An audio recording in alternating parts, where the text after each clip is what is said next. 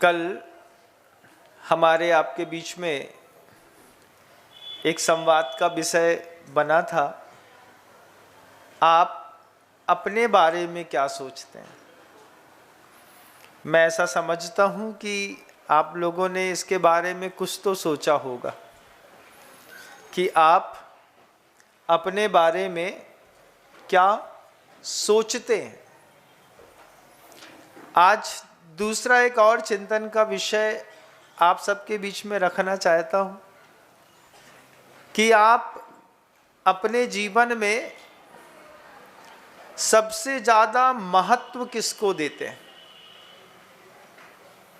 आपके जीवन में सबसे ज़्यादा महत्वपूर्ण क्या है। जब कभी भी तीर्थंकर परमेष्ठी के 1008 नामों को पढ़िएगा, उसका उल्टा करके देखिएगा। भगवान में जो गुण है, उनके गुणों से सर्वथा अछूते लोग हैं हम। कैसे अछूते लोग हैं? वहां पर भगवान ने पूरे दर्प का नाश कर लिया। यहां पर हम बिना दर्प के जीवन जी नहीं सकते। हमारे आपके जीवन की एक शैली बन गई है। हो सकता है आप इसको समझ ना रहे हो, लेकिन कर रोज रहे हो। ऐसा भी हो सकता है कि सम्मुख आते हुए कोई व्यक्ति को हमारी चोट पहुंचाने की आदत पड़ गई है। आपके सामने आपके घर का कोई फैमिली मेंबर आ रहा हो, आपके सामने कोई दूसरा कोई पड़ोसी आ रहा हो, कोई व्यक्ति आ रहा हो, उस सम्मुख आते हुए व्यक्ति को क्या चोट पहुंचाने की आपकी भी आदत है? नहीं है? किसी की नहीं है? किसी को देख करके आप अनदेखा तो नहीं करते? चला करके घर के अंदर से छोटी देवरानी आ रही हो और आप उसको स्माइल देकर के अच्छे से उससे पूछ भी सकते थे, लेकिन जैसे ही जब परिवार का कोई सदस्य सामने से आ रहा है तो आप चला करके दूसरे कमरे में घुस गए, सामना नहीं करना पड़े। क्या दिखाना चाहते हैं?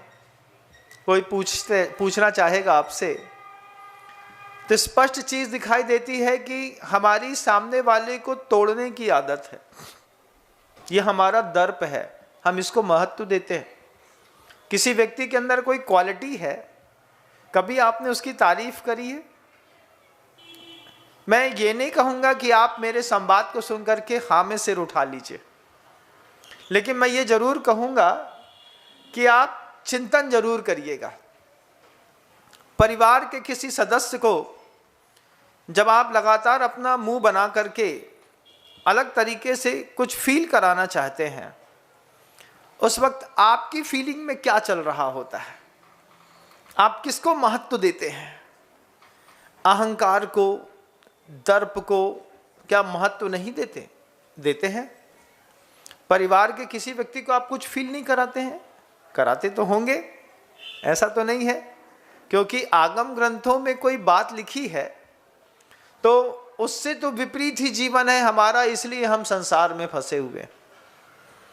सामने से कोई भी पिता है, पुत्र सामने से आ रहा है, आप उसको क्या फील कराते हैं? माँ है, घर के अंदर देवरानी को चाची है, चाची को आप क्या फील कराते हैं? घर की सास आपको क्या फील कराती है?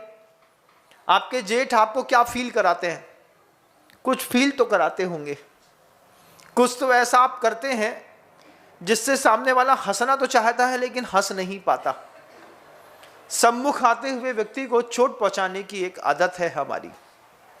कोई भी व्यक्ति आपके पास रिस्पांस लेकर के आ रहा है, वो सोच कर के आ रहा है कि हम अब बहुत अच्छे से बात कर लेंगे, वो हमसे बात कर लेंगे, और उसी वक्त आपने अंदर घुस गए, पहले से एक आवाज़ निकाल दी, तुम लोगों को कोई बात समझ में नहीं आती है, कहाँ फंसा के रखे हुए हो, ये चल रहा है।